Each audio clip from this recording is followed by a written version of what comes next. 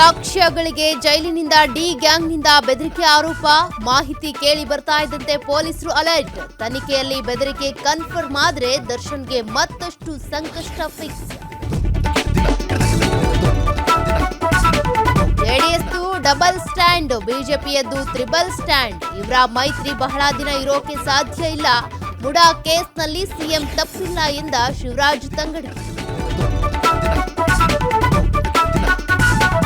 ಇಂದು ಸರ್ಕಾರದ ವಿರುದ್ಧ ಮೈತ್ರಿ ನಾಯಕರ ಪಾದಯಾತ್ರೆ. ಇತ್ತ ಕಾಂಗ್ರೆಸ್ನಿಂದಲೂ ವಿಪಕ್ಷಗಳಿಗೆ ಟಕ್ಕರ್. ಇತ್ತ ಯಾವುದಕ್ಕೂ ಕೇರ್ ಮಾಡದೆ ಸಿಎಂ ನೆರೆ ಪ್ರವಾಸ.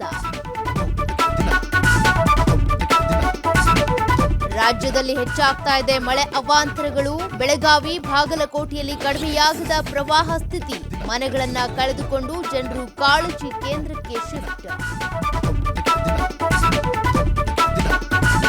ಕೇರಳ ದುರಂತ ಬಳಿಕ ಎಚ್ಚೆತ್ತ ಕೇಂದ್ರ ಸರ್ಕಾರ. ಪಶ್ಚಿಮ ಘಟ್ಟಗಳಲ್ಲಿ ಎಲ್ಲಾ ಬಗೆಯ ಗಣಿಗಳ ನಿಷೇಧಕ್ಕೆ ಸಿದ್ಧತೆ.